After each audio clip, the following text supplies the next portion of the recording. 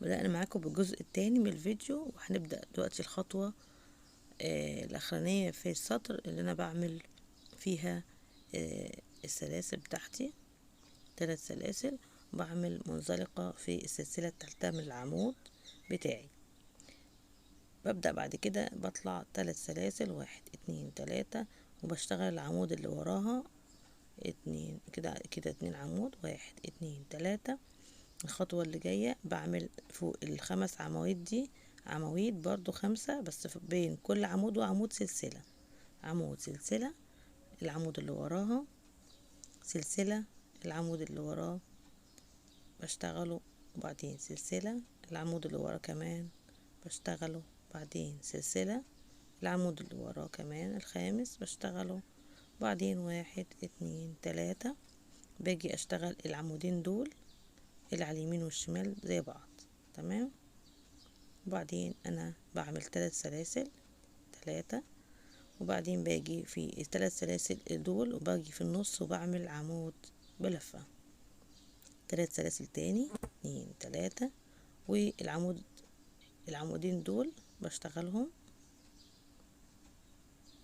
بالشكل ده، وبعدين باجي 3 وباجي على العمود الأولاني من ال5 بعمل عمود سلسلة، العمود التاني سلسلة، العمود التالت سلسلة، العمود الرابع وبشتغله، بعدين سلسلة، العمود الخامس بنفس الطريقة و3 سلاسل، وباجي في العمودين دول بشتغله بالشكل ده، والعمود التاني بشتغله، وبعدين 3 سلاسل، وفي النص هنا بعمل العمود بتاعي ودي زيادة برضو و3 سلاسل، والناحية التانية بشتغل العمودين،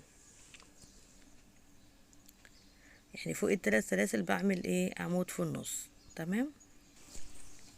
هنكمل مع بعض السطر بتاعي ونرجع تاني ليكم. كده انا خلصت الدور بتاعي، وبدأت اعمل في الدور الجديد. اشتغلت العمود 3 سلاسل وعمود، هشتغله دلوقتي اهو. بعدين عملت 3 سلاسل 2 3، جيت في الثلاث سلاسل دول عملت غرزة حشو، وبعدين في الثلاث سلاسل دول كمان عملت غرزة حشو، وعملت 3 سلاسل تاني غرزة حشو، وطلعت 3 سلاسل بعد كده، ودخلت في العواميد اللي هي على الجناب، وعملت اول عمود اشتغلته، تاني عمود بالشكل ده، وبعدين 3 سلاسل، وجيت بين الثلاث سلاسل دول عملت في النص عمود و3 سلاسل، وسبت العمود، وفي النص ب3 سلاسل التانيين عملت بيهم عمود تاني و3 سلاسل، واشتغلت العمودين اللي في النص، الثلاث سلاسل اللي في النص عملت عمود تاني، وبعدين 3 سلاسل اهي، بدل اتنين تحت كانوا 2 دلوقتي بقوا 3، اشتغلت العمودين بالشكل ده، العمود الاولاني وبعدين العمود التاني، 1 2 3 سلاسل، ودخلت في ال3 سلاسل الاولانيين عملت غرزة حشو و3 سلاسل، والتانيين كمان عملت غرزة حشو و3 سلاسل، وفي ال3 التانيين دول عملت غرزة حشو وعملت 3 سلاسل، وجيت على العمودين اللي في الجنب وعملت العمود الاولاني والعمود التاني، تمام. 3 سلاسل، وفي ال3 سلاسل اللي عملتهم دول قبل العمود في النص عملت عمود، بعدين عملت 3 سلاسل، وفي الفراغ اللي وراه التاني عملت عمود 3 سلاسل، في ال3 سلاسل دول برضو عملت عمود 3 سلاسل 2 3، وجيت هنا عملت غرزة حشو.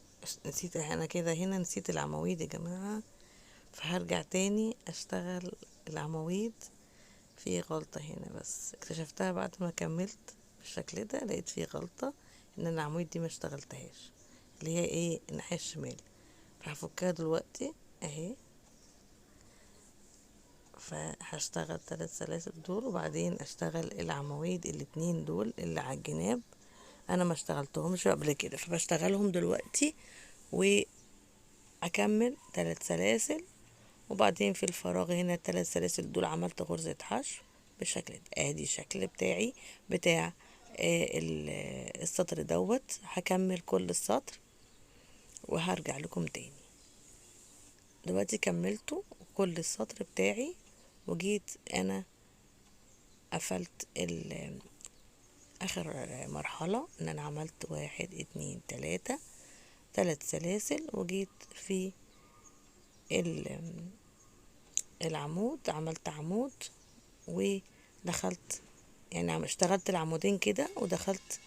عملت السلاسل بتوعي وعملت في الفراغ الاولاني عمود، والفراغ التاني نفس الحكاية، قصدي عملت غرزة حشو، وبعدين اشتغلت العمودين، وبعدين 3 سلاسل، وعملت في الفراغ اللي قابلني هنا 3 سلاسل، عملت عمود 3 سلاسل، وبعدين في الفراغ التاني عملت عمود برضو 3 سلاسل، عمود برضو في النص هنا 3 سلاسل بعد كده، وعمود برضو 3 سلاسل، وجيت هنا اشتغلت العمودين اللي على الجناب.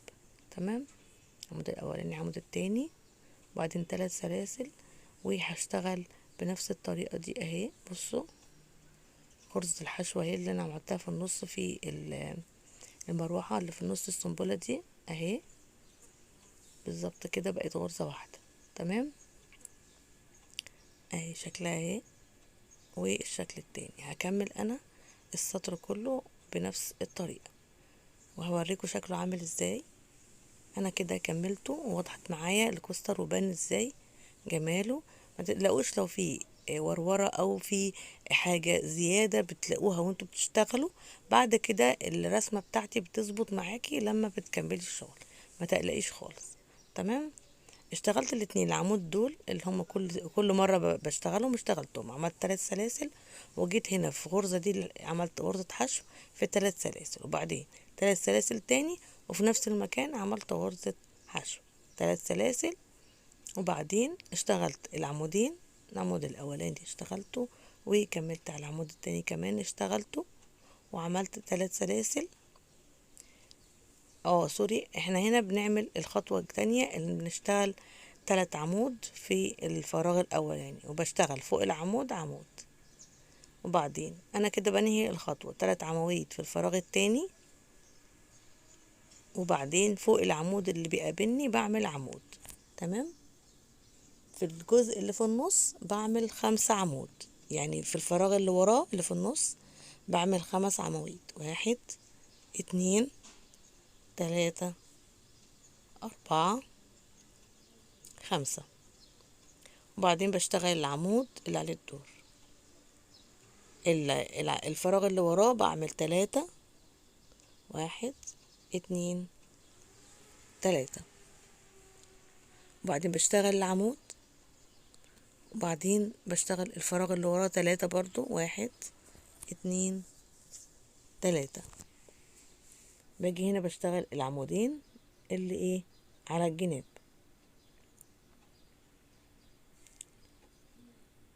3 سلاسل، وفي غرزة ال3 سلاسل دول بعمل حشو 3 سلاسل تاني، وبنفس المكان بعمل حشو 3 سلاسل، وببدأ اعمل الايه العمودين اللي على الجناب اللي كل مرة بنعملهم. بعدين بدخل، سوري نسيت، فبدخل باخد العواميد عادي في الفراغ 1 2 3 عمود، بشتغل العمود اللي عليه الدور، وبعدين الفراغ التاني بعمل 3 عمود 1 2 3، وبشتغل العمود اللي قابلني بالشكل ده، وبعدين الفراغ اللي وراه بعمل 5 عمود 1 2 3 4 5 وبشتغل العمود الاساسي، وبعدين في الفراغ اللي ورا بعمل 3 1 2 3 بشتغل العمود، الفراغ اللي ورا برضو 3 وبشتغل العمودين. بفضل بالشكل ده لغاية اخر السطر. تمام، فهمنا الفكرة. انا دلوقتي بشتغل بسرعة، لكن انت لو عايزة تبطئي الفيديو في الترس اللي فوق الفيديو على الناحية الشمال او على الناحية اليمين عندك، انا معرفش، فممكن تدوسي عليه وتلاقي سرعة تشغيل، تجيبي البطء سرعة التبطيء اللي انت عايزاها بتشتغليها. كملت السطر انا ووريتكم كده الشكل النهائي للكوستر بتاعي. ان شاء الله يكون الفيديو عجبكم والفكرة